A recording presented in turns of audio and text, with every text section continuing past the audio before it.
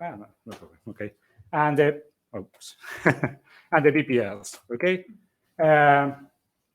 that in Spanish is Base Poblacional de Salud. That is the where they are storing the electronic health records. Okay, so I am now also as a guest scientist in Kerstin Bauer Group in Munich, and they are hiding. So this is my promotion. Okay, so then this is a small slide about the infrastructure for secure generation of real-world evidence from the Andalusian health population database. It's a very long title, okay, but the idea here is that we have to go in a per project basis that has to be approved by the ethical committee. We have put the machines inside of the health system. The data cannot be extracted from there, so we have to work always remotely. And well, the idea here, the problem with doing this in machine learning for machine learning projects is that the ethical committee goes in a per project basis that is more used for clinical stuff. Like, so you have to be very specific about what you want. Usually, machine learning, you give me the data, and then I can do things. So, for me, what is important here? That I think that there is a bit of a yips. Well, okay, real shift, a knowledge paradigm shift. This is how we have been using other people's work. Okay, so there is, for example, this project. We started with collaborating with the COVID-19 disease map community to build a really big map about how the COVID-19 disease works. Then we implemented our repurposing strategy that is just to say, okay, we are working with these kinds of maps that is knowledge gathering from the literature. Then we go to healthy patients. We try to identify which drug treatments works for COVID-19 in the sense that they can regulate this COVID-19 disease map. But then we can go back to the electronic records and see, okay, we have proposed these kinds of treatments for COVID-19, and we are in 2020, so no vaccines, and we can do this in a continuous way. So we go and we say, okay, maybe we can do some sort of causal analysis with covariate-adjusted survival analysis, for example, and say, okay, we propose this kind of treatments, they work. So the idea here is that we can go back to the electronic health records. So this is a way to gaining evidence. So when you go for a clinical trial, maybe you can say, okay, we have this mechanistic stuff about the signaling pathways, how this drug affects everything. And we have also this evidence from the real world. So maybe we can start with these kinds of treatments to start a clinical trial. These are other kinds of projects that are more focused, more statistical. They are asked for us, like a work service from companies like a Pfizer. Okay, the idea is to prove something with the electronic health records. Here, for example, is the early ovarian cancer detection. This is, as Carsten has said in the sepsis, this is a trade-off between earliness and classification accuracy of time series. What all this has in common is that it's mostly my work, and the idea here is that I have used a lot of things from the community. So maybe we can bring something to the community, and this is our first attempt to build this data set, because the other thing that has in common is that we have gone to the electronic health records database that only we can access it. So maybe we can release data. So the BPS is this curated, structured resource for the Andalusian public health system. So as Joaquin has said, it's over time, it's mostly like 15 million of patients dating back like 20 years. most of the tables, so most of the variables are not for 20 years. For example, growth analytics are from 2016, others are from 2018, others are from 2010, okay? So the idea is that this has a big potential because, I mean, it allows for secondary analysis of clinical data, evidence from real world, and you can generate new knowledge by building bridges between isolated lakes, because most of these data has been stored in separate tables, and when they look at it, they usually look like, okay, I'm going to take this table and see some sort of prevalence or something like that, but they are not merging the tables, and this is what we know, that machine learning could be a game changer here, because we can gather the knowledge scattered across all these data sets, merge them, and try to find a useful prediction. So, but we have the data protection law and the privacy of clinical data. So even us, we have problems to access the data. It is not exploitable by the big machine learning community. So the solution, this is one of Joaquin's idea, it was, okay, we have already built this infrastructure. Maybe we can ask for a project for generating synthetic Bayesians that can be shared with the community. We can ask the community, extract knowledge from the models, and build useful predictors. The idea here is that, okay, we are few, so maybe there are a lot of people that are smarter than us that can build a lot of models, and then we can gather these models and see what happens. So this is a overall summary of the project. We started with one of the most known generative models for electronic health records, that is MEDGAN. The idea here is that it is with an orderless list of ICD codes, okay? So it's a backup words of ICD codes without node order. This was done with the COVID-19. Then we started to look at the diabetes dataset, that is over 1 million. So here we use this dual adversarial autoencoder, and we use ordered sequences and some hacks for the time span between, well, not the time span, but the age range. And now Curro is building, toying around with the diffusion model, only that unconditional, because it's not working with text. We are trying to encode the patients as images. Well, this was also with the ERI. So this is, again, what we have talked about, the infrastructure that we have.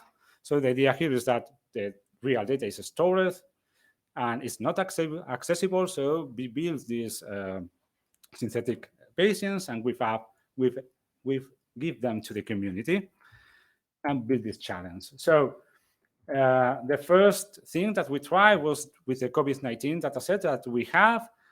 It's a very small dataset. It's from 2020, so we don't have the vaccines yet.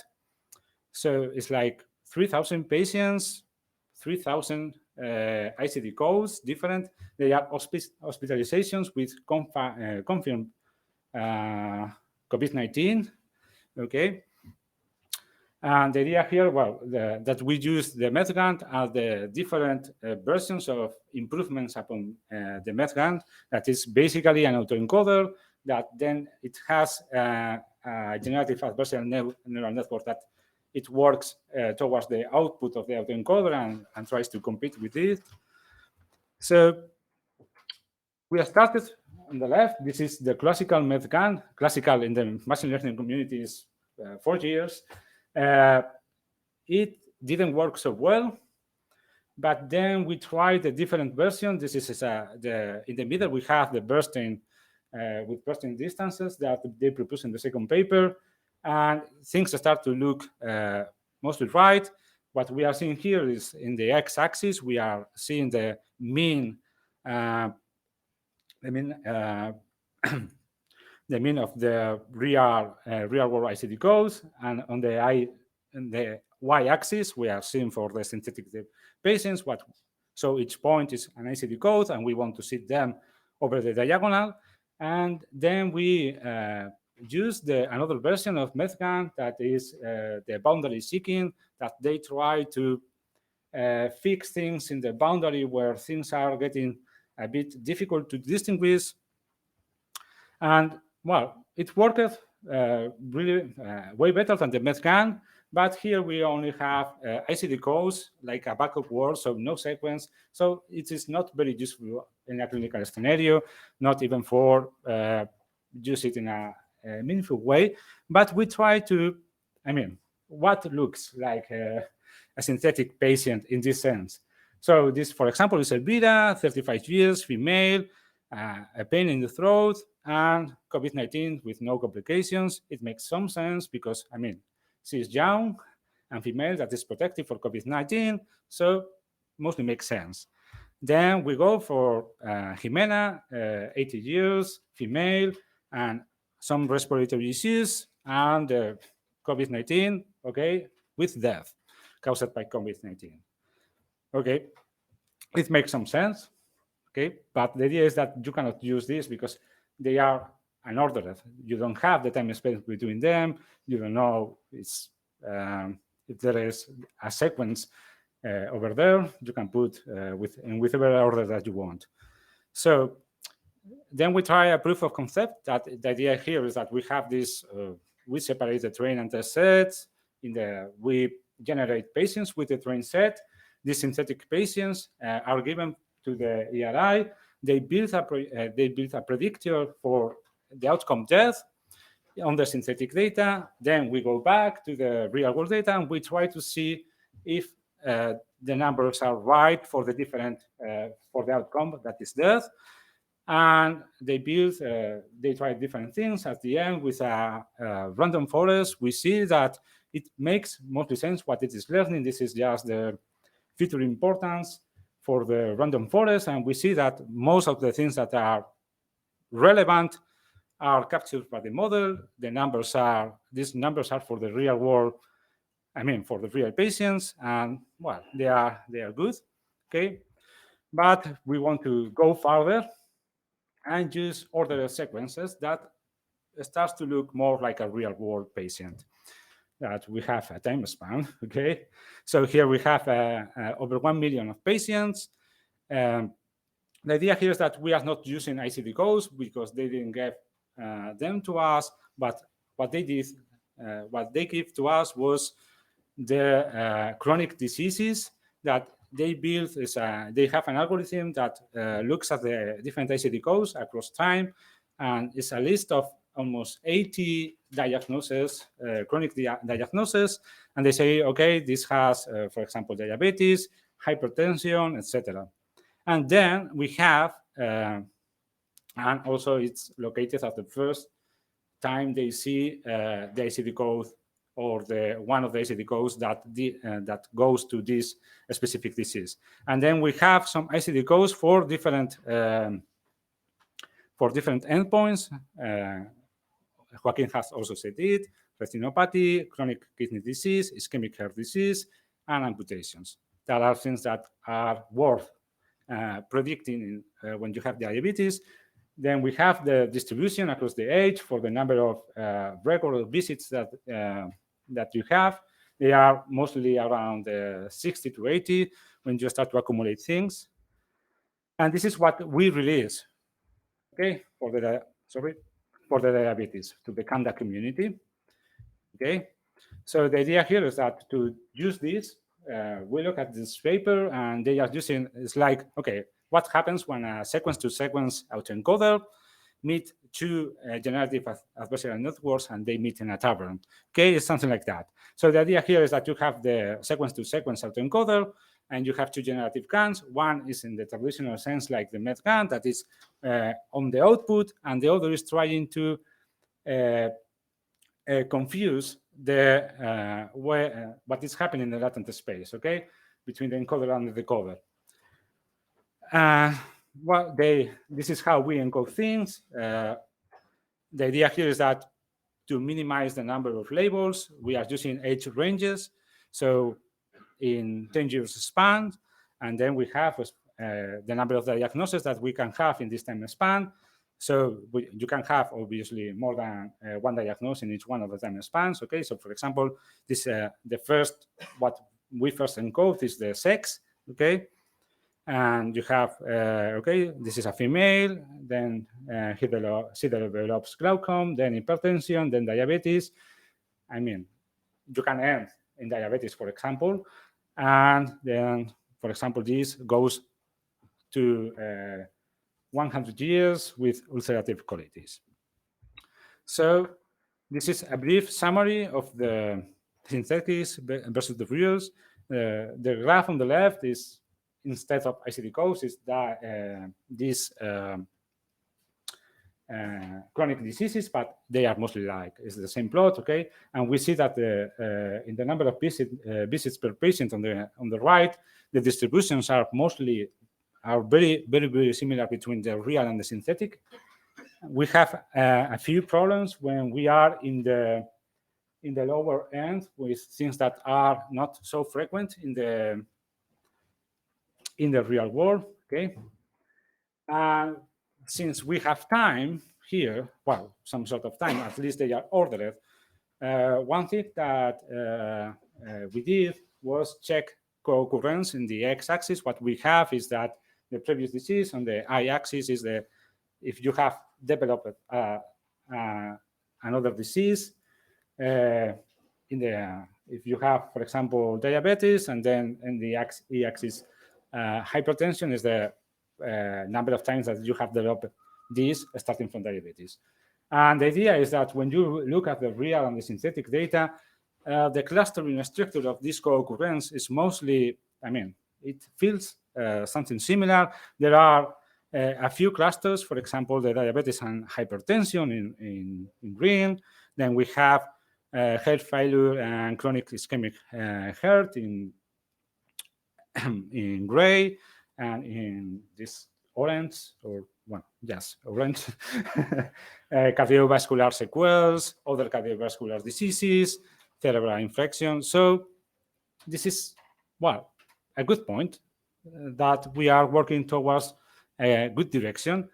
Sorry, this slide is in Spanish, but what we are seeing is that in the top figure is the real world data, and this is, okay, the top trajectories. What we are seeing is the co-occurrence and the most prevalent disease in the middle between these two diseases. The idea is that we do the same for the synthetic patients that are on the lower side, and we see that they mostly maintain the same structure, but we lose certain things. For example, it is possible in the real world data to go from diabetes to hypertension, and then you can go to this nodal in the middle is acute cardiovascular diseases that we lose in the synthetic patients, and you can go directly from diabetes to hypertension and then to cardiovascular diseases sequels. But in the synthetic patients, what we see is that in the most frequent ones, it's not possible to go from diabetes to hypertension. And we are also inventing certain things that are in gray that are not in the real world data, that you can go from hypertension to diabetes, and then, for example, something like uterine diseases, stomachal cancer. So, I mean, but the structure is quite similar. We are not there yet. Now, Curro has started to work with unconditional diffusion models. This is only for images. It's not using things like text. So the idea here is that we have started working with this. As of now, I think that we only have like 10,000 or 100,000 patients generated using only 100 patients from the real world data. The summary statistics are not as good. We see the same clusters, but the clustering structure outside of these three clusters doesn't look like we are losing something. Also, what happens is that, okay, the real and the synthetic patients they don't follow exactly the same per patient diagnosis count. So they are a bit, at the moment, they are not as good as what we had before, But when we have looked with Roman, for example, this is one of the doctors that works at the BPS, what we have seen is that when they look at the patients, I mean, this is a patient for the model, the idea here is that they look like that they could be possible. Also, I mean, they have searched like 20 or 5 or 50 or something like that. They have looked up on. The idea here is that on the x-axis, what we have is per month. I mean, from the beginning of your life, 0 years, 1 month, 2 months, 3 months, okay, until like 100 years. In gray, we use gray when you lost track, because this is something that happens in the real world data, that you can lose track of a patient. Then, because they are chronic diagnosis, when they start, it's white, and they go until the end, when or either you are dead, or you lost track. And the sex is encoded in the lower lines. The order of the diseases in the y-axis are ordered using some sort of hierarchical order that they have at the BPS, that diseases that are related are closer together. And this is one patient that it is a bit creepy, because it is very similar to my previous PI at the university, okay?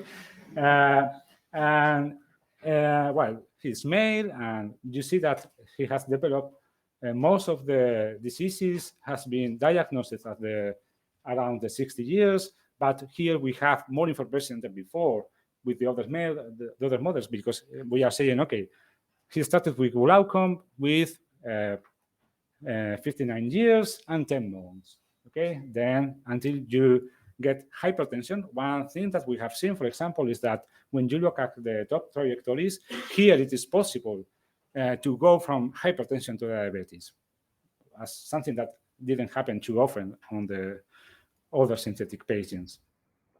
So with this, we released the data, and we asked for the community, okay, maybe we get back some models. So first, a big thanks for Daniel, Burku, and Malik. It's the first paper, and I think the only paper this year, but this is a starting challenge.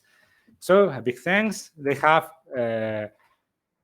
do a pipeline that it makes some cleaning, tokenization, vectorization of the tokens, and then they build a random forest estimator. I'm not going to pass a lot of time here, because they are going to explain after the lunch. So, and then they evaluated the model about with people that have any endpoint, but not people without endpoints. So, but they have impressive metrics in this subset using the 20% validation. So thanks again. So it is hard to begin a challenge. And with electronic health records, it's, I mean, we have spent a lot of time trying to know what it is happening, and just from the raw data that, I mean, it's very different from other kinds of data. We are starting to work with electronic health records. Most of my time is spent in systems biology, so this is quite different. But I have been part of past challenges of the CAMDA community, and it has been an amazing experience. So this is like, okay, we can bring something to the CAMDA community. Well, at the simulation level, the improvement and usefulness is clear, because from MethGAN to the different versions of MethGAN to the dual adversarial encoder, there is a clear improvement. But the diffusion model, at least the current implementation, probably we have to work more with the encodings. I mean, it seems like it's more usable for a clinician, but the validation methods that we are using, for example, we have also been doing Kolmogorov-Smirnov metrics across univariate tests. They are slightly worse, okay, than the previous versions. And for the future, well, we want to include into the datasets the blood analytics, the pharmacy, to provide a more concise evaluation protocol, but also let in the CAMDA spirit to be things more open-ended and to improve the long-term dependencies between the diseases. I mean, we are checking co-occurrences at the top trajectories, but there are long-term dependencies that we are not seeing there, and we want to build tests for this.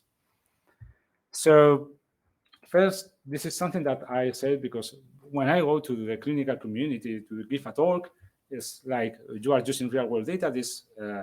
You cannot use this. This is not a clinical trial. For me, it's not a competition between paradigms and methods. What we try is to build here a realistic cohort that can be used for downstream analysis. But in general, is to gain more evidences from as many sources as possible, because this can be a really, for example, a money.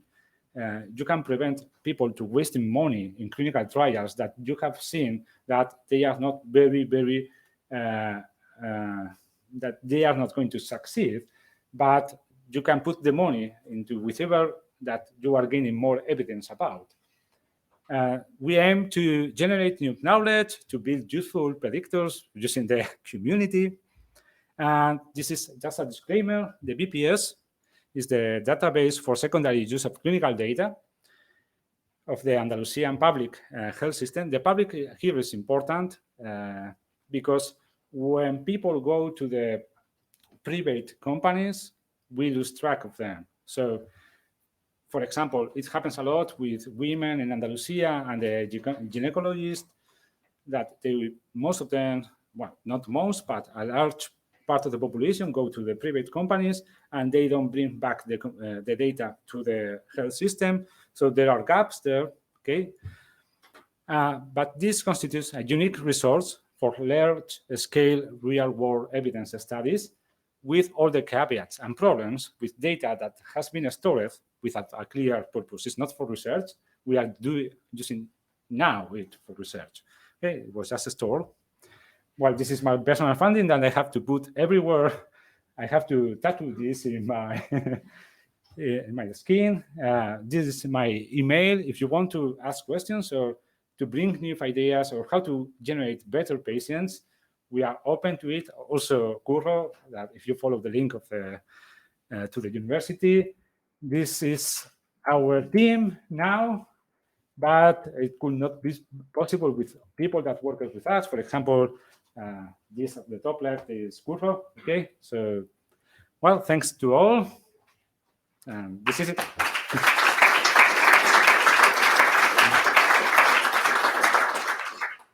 Questions?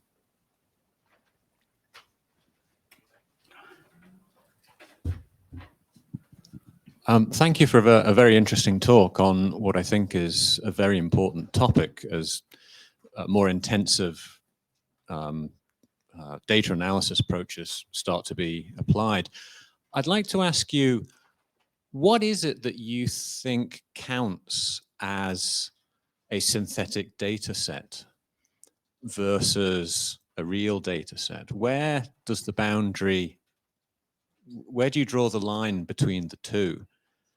And so I work with some clinical data as well. And the question that comes to my mind is, if I have categorical data diagnoses for a collection of patients, and that enables me to generate a distribution of multimorbidities or comorbidities, and then I sample from that, that I'm technically generating new data, but that new data looks exactly the same as the data. Because it's categorical, that data looks exactly the same as the existing patients. So I'm not entirely sure whether I've created synthetic data or not. Where do you guys draw the line? What do you consider synthetic data? Very good line. For me, it all goes down to do some statistical test. The idea here is, for example, for the COVID-19 dataset, what we did was what they were doing in the Medgan and other papers about privacy, that at the end is what amount of data you need from the real world, for the real data to have a hacker, for example, and use it with the electronic health records that you have synthesized and see if you can re-identify patients from the real world data. And you see that you need huge amounts of data to re-identify. Then when we use the differential autoencoder, the dual adversarial autoencoder, what we use was this thing that for differential privacy, that it just put, I mean, it's a trade-off between accuracy and being private and able to recover the data that you have. I mean, we have not been very, a lot of tests. What we have at hand, and what we see in the papers is that we are at least doing and having the same metrics when we compare the statistics. For me, it's the only way that you can measure it now. In a philosophical level, well, when you include rare diseases, for example, it's very hard if they are very correlated with some of the outcomes of or that you develop rare diseases after certain endpoint. I think that it's very, very difficult to not see some patients that really are very, very close. Okay, and in this sense, I mean, if we follow the general practice is to remove this also. Okay, so I don't know really what is the boundary. At least in a statistical sense, in the COVID-19, we follow exactly the same recipes as in the papers, and we see the same, mostly the same metrics distribution. So, but I mean, you are right. It's very hard to put a boundary there. Without the statistics, it's even harder. It just goes for the philosophical level or the ethical level. So I suppose that then depends on every country's individual laws, because there might be differences from one country to the next then on what is independent data and what isn't, and what you can disseminate. Yes, this is why I want to talk always in statistical, because with the numbers you are clear. Any other questions? Thanks a lot for the talk. I was actually wondering with regards to generating synthetic data, because you see a lot of biases in the real world data, and I don't know, like discriminatory health systems and so forth, and then like reproducing yes these things. If you have any thoughts on very that. good question. Our aim here is to build something that looks like the real world population that we have stored there, with all the biases, the good biases, because without biases there are no machine learning problems that you can solve, because at least you need to differentiate, for example, the outcomes. But we have not put any kinds of restrictions here. This is completely opposite to what I am doing in my other work, that is interpretable machine learning. That my idea is that you have to put restrictions to the models to avoid harmful bias. Here, this is not the case. I mean, because the idea was that to have, if there are bias in our data set, maybe one of the possible things that you can do as a machine learning researcher is to find this bias in the synthetic data and to point out, because this is the good part about the CAMDA dataset, of the CAMDA mentality, that apart from certain endpoints, the idea here is that you can use this synthetic data to describe what you are seeing and the problems that you are seeing. Bias is one of them. So, I mean, also we are using, I mean, sex, age. We don't have racial, any kinds of racial identity. I mean, we don't have exactly the location. For example, we can include it, we want to include it in the event. And for example, we have a proxy for the socioeconomic status that we want to include in the model. And there are a lot of biases there. The first is the contact that you have with the health system. The lower that you have, usually the lower that you have your income, you are going to go, even in a public health system, usually you wait a lot longer to go to the doctor, for example, because you cannot get outside of work, etc. So the diagnoses are going to be mostly at the end. Because, so there are a lot of biases there. And they are biases for the public health system that you can discover just the synthetic data. That I think that this is the good part of the CAMDA spirit. Thank you. Okay.